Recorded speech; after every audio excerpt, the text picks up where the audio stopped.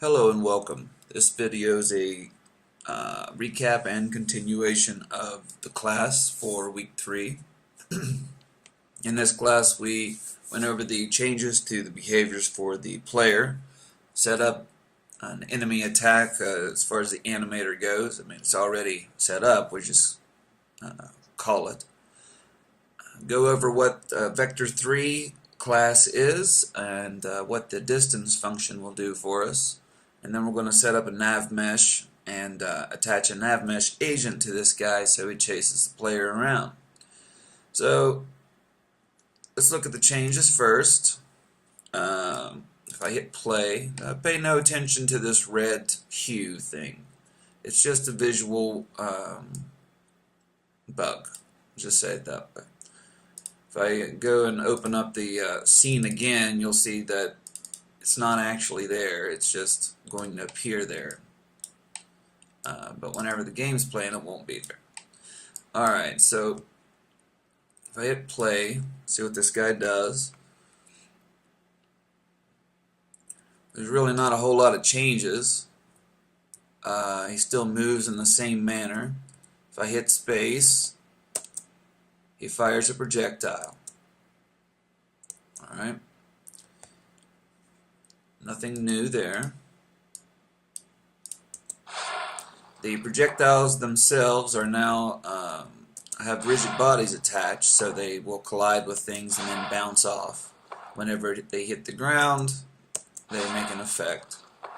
You can see it's not firing straight away, it's kind of lobbed over there, and it's hitting the fence and then dropping down. I'm doing that to set it up for something later. If you want to have the projectiles without a rigid body, that's no big deal. Alright, so the little plant guy is what we're working on today. And what we want to happen is for this guy to play an animation whenever he gets close enough to the player. And so, you know, if the player's close to him or if he's close to the player, he'll try to bite him. And we also want him to be looking at whatever he's trying to bite. So whether that be the player or some other target, we want him to be able to face him, because the animation itself, whenever it plays, we're going to use that anyway to actually, well, we'll get to that later. Let's just say we want him to actually bite in the direction of what he's trying to bite. Okay. So what we're going to do first, take a look at this guy and see what he has as far as animations. So I'll select him and open up the animator. And you can see that he has a bite attack animation. And actually I think you guys don't have something here that I do, just that line.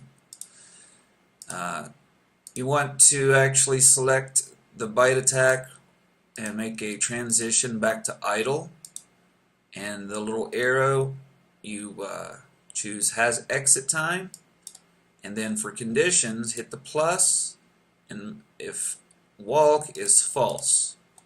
Alright, make sure you put this in. Alright, there's the bug. Yeah, whatever. Alright, so if we select this and then take a look at the animation itself, you can see what we got here. He tries to bite, he kind of stretches himself out, and we can kind of use that to our advantage in a minute, or later on. So we want to call this animation, and that's simple enough. But how do we know when to call it? Alright, so what we're going to do is edit a script that's already attached to this guy, enemy controls. And this is kind of just a compilation of previous scripts. I've tried to put comments in here so you can pretty easily understand what all of these are going to be used for, all these variables and these functions. Alright, we're going to be working inside of update almost exclusively.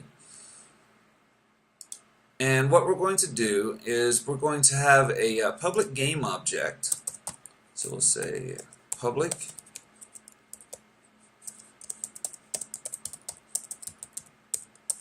game object target.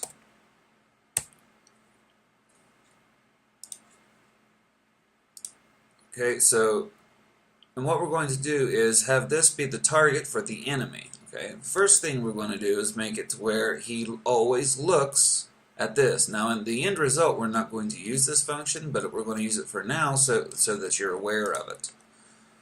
Alright, so inside of update I'm going to use something from the transform class.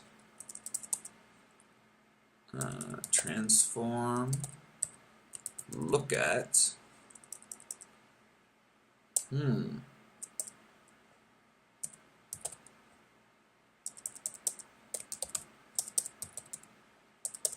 My autocomplete isn't working for some reason. Alright, well, whatever. Look at.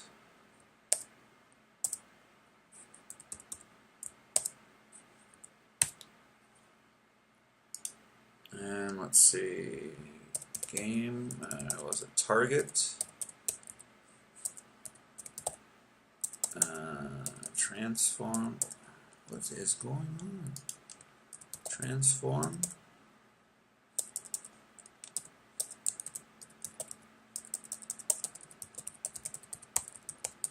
Position. I want to open and close this script. I don't like that my autocomplete isn't working.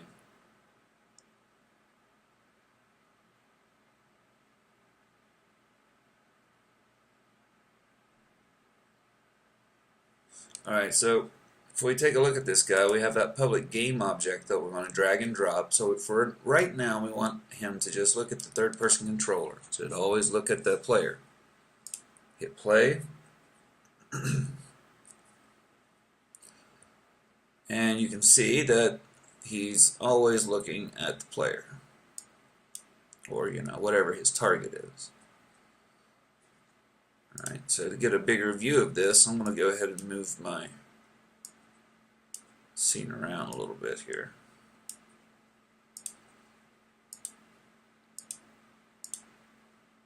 Alright. So,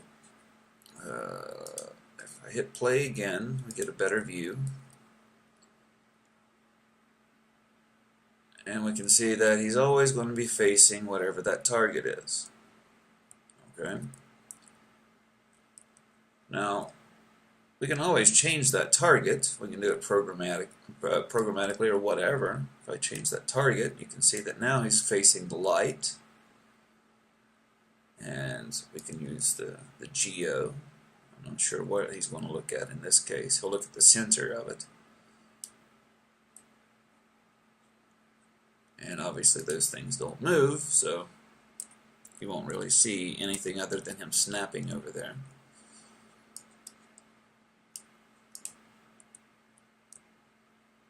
Alright, so we have him looking at him. Now we want him to try to bite him whenever he gets a certain distance away. Now to do this, we're going to use another new class, or transform's not a new class, but it is a new function. We're going to use a new class, vector3 class. So if we look inside of the scripting reference, the vector3 class has all kinds of stuff that you can use to move things around or get information in a 3D space. The function we're going to use is called distance, and the only thing it is we give it 2 positions and it tells us how far away they are from each other. It returns a float. This is the distance from point A to point B. The 2 arguments that we have to feed it have to be 2 vector 3's as well. So we can give it a position here and a position here. Okay? So go over here in Visual Studio, and inside of Update, we're just going to make a local float for this. And we'll say float F equals, and we'll say vector. I'm not going to have to do that. Vector 3. Yeah, I'm going to have to restart this stupid thing.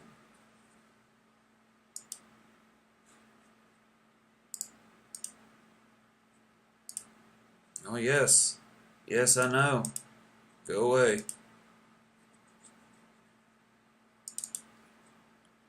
Alright. Should have better luck this time.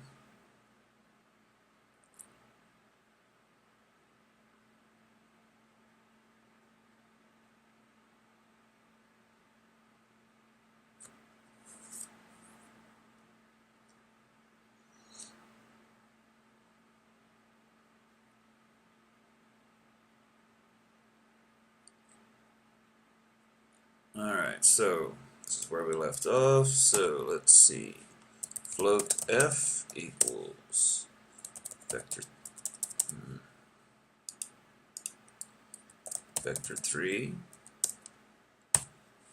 distance, and it's asking for two positions. So we're going to give it the position of the enemy, and so the only thing we need to do is grab the transform off of this object that we attach the script to.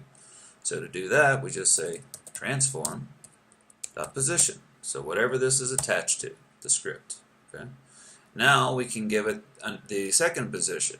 Well, we already have the distance that we need to check, and that's the target, right? So then we just grab the target's transform position.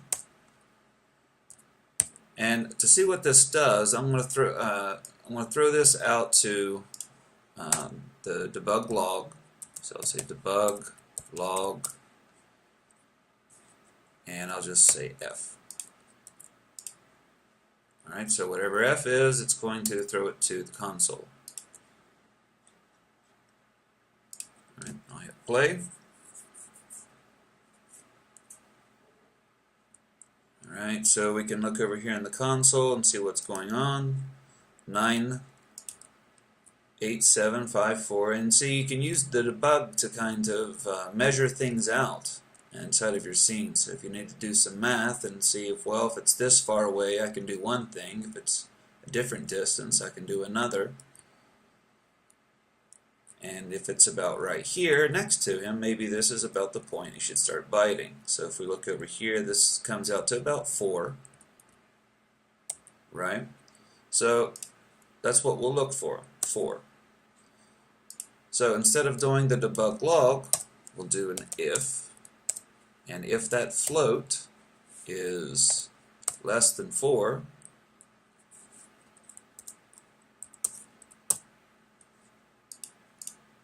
we'll trigger that animation. So if we look and see how we trigger the animation for that guy, you can see that it goes from idle to bite attack if bite attack is triggered, and bite attack is just a trigger, and it works if you just click the little button, right? It's not something you set to be true or false. I hate them, but that's the way this thing is set up by default. So we'll leave it the way it is, set up as a trigger. So over here in the code, we'll talk to our animator and say set trigger bite attack, and that's it. It's just like calling a function. Okay. Alright, so this is going to constantly call this trigger. Hopefully it won't cause a big problem, but I kind of foresee it's going to. So we'll have to actually do a little bool check after this. But anyway, let's just see how this works for now. So right now he's not doing anything. If I get around 4, he attacks, he attacks, he attacks, over and over. Okay, if I get far away, if I get to 4, he tries to bite me again. Alright, so that works. He's now animating, and he doesn't do anything, but the animation is working. Alright, so we have the animation set up. Next thing we want to do is to get this guy to start moving around the scene. We want him to chase the player. Okay, now we could use a bunch of complicated math. We could go and grab some things out of the asset storage do this, and these types of algorithms are what's called pathfinding. There are things known as the A-star pathfinding. That's the most common algorithm. So you math buffs want to run and check all that stuff out. Vector math, you can check it out. Pathfinding. Alright, so this is how you can train the computer to solve complex mazes, right? Well, we're going to use one that's already built in, and it's called the Nav Mesh. Now, the first thing we need to do is go around our scene and determine some things. We have to determine what we want this guy to be able to walk through, what we want him to not be able to walk through, where he'll be able to walk, and if there's anything on the scene that is going to be inhibiting in any way, but he can still walk through it, like mud or sand. For the purposes of this scene, no. We want him to be able to walk on the floor. Simple gates and stuff block him, and that's about it, right? And the way that we set this up is we select the things that we expect. Whoa, I want to actually change that.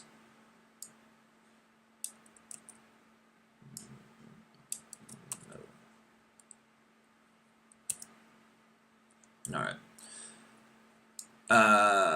We want to. What was I saying? All right. So we want to select all of the things that we don't want him to be able to walk through or to have to find a way around. And the only thing you do is over here you select static.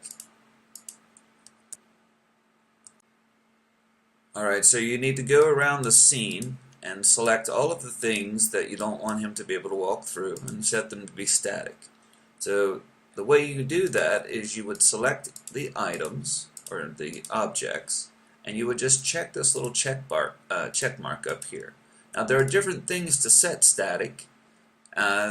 Different systems think that this is static in different ways.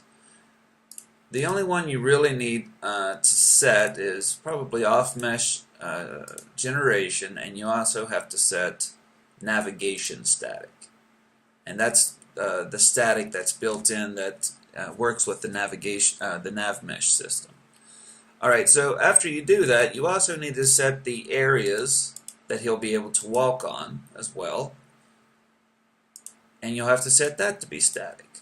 Okay, and the quickest way really to do this is I already have everything as far as the geometry of the scene set up. Right here there's these two colliders need to be moved around so the guy can actually go through here.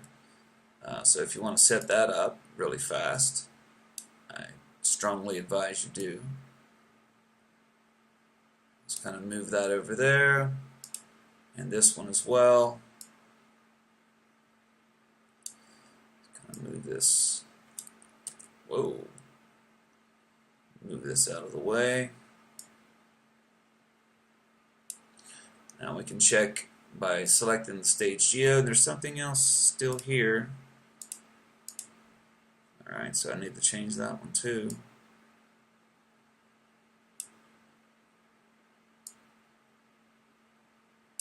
And probably this one's the other one, right? No? So we're good now? No, we're not. Oh, there we go. Alright, shrink this down, move it over. Now hopefully that does it. There we go. So now we have a clear space through here. Alright. Want him to be able to get through here. Also over here we have some work to do. Have to move this collider. Shrink it down. Same thing here, I guess. Maybe not.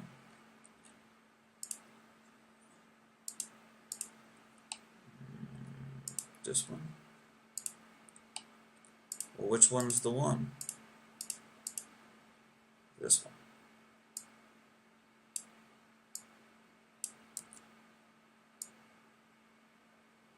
There. Works for me.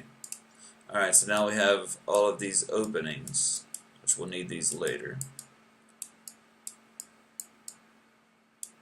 And this is a big long thing that doesn't need to be there as well. Alright, so that should do it. That's fine, I'm not going to nitpick with that. Alright, so with all of these selected and set to static, or set to navigation static, and also the ground set to navigation static, what we need to do is open up the navigation window, and to do that you go up to Window, AI, Navigation. Alright, so with our navigation window open over here, and we can select all of the geometry of the scene, we want to click Bake, and you can see here there are 4 different buttons. We want to be on Bake, and then choose Bake, and that will do all of the calculations for us to give us this nav mesh. You can always clear it, build it again if you make some changes to it. So see, if we go in here and just move some objects around, he still thinks that the nav mesh is right here, that this is over here. So when he's trying to maneuver around, he'll go through this fence because he thinks that everything's fine, right? But if we clear it and bake again, you can see that now it recalculates and he'll actually go around that fence.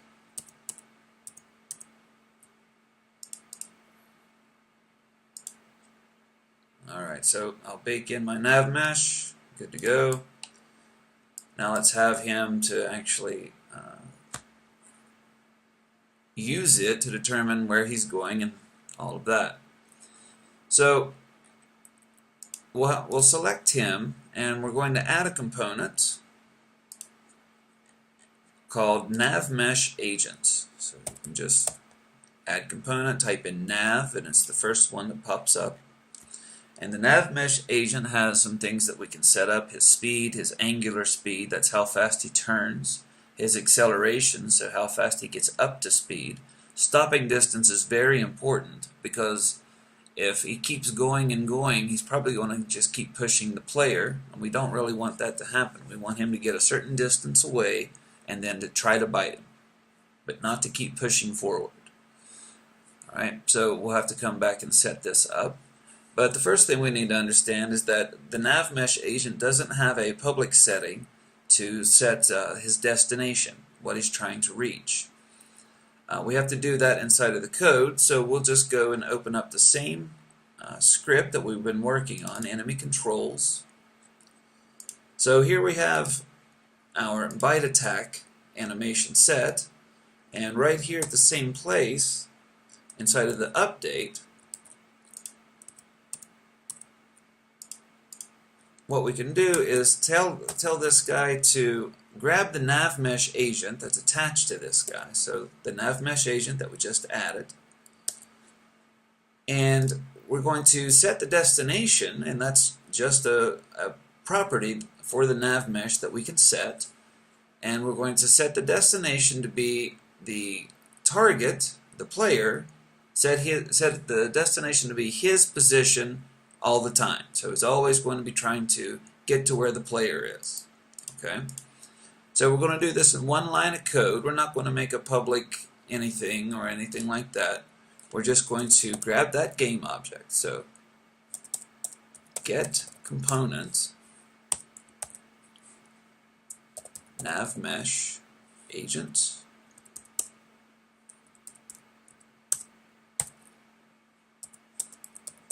Set destination, and we're going to say target. Oh, what are you doing?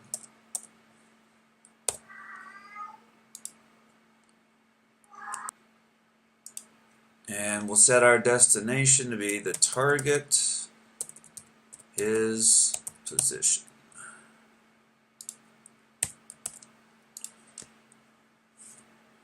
Alright, so every frame we're going to be trying to get here. Now if we put this in start, he'll just go to this initially, and it's not a continuous process. So if we want it to be continuous, we put it inside of update. This is pretty intensive. There are other ways to do it, but for our purposes, for this simple game, this will work just fine. Ooh, go out. Why am I going into the assembly browser? Alright. Let's go back over here and check out what we have.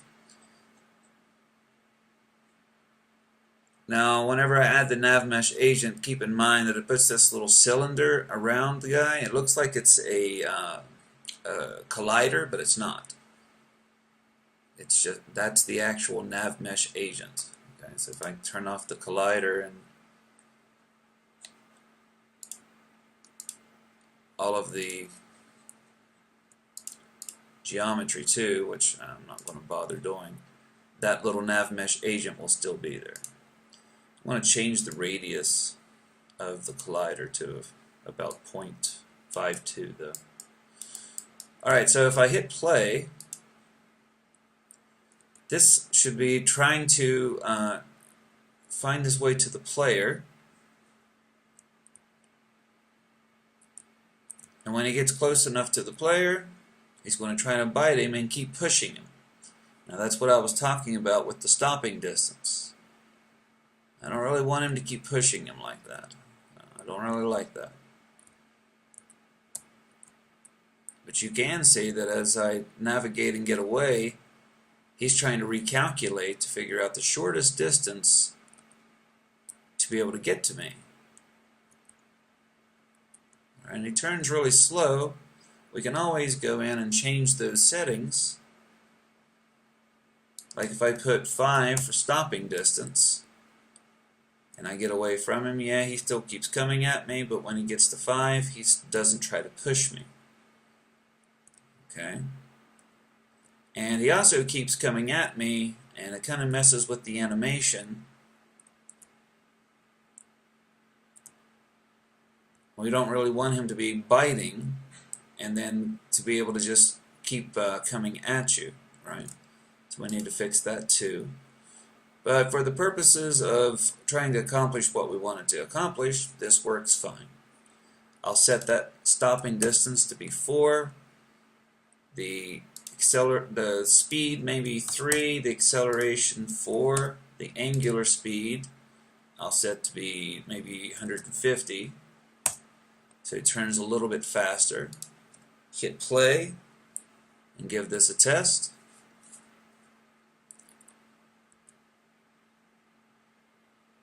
And that looks pretty perfect. Stops right in front of him, tries to take a bite of him, and doesn't push him back at all.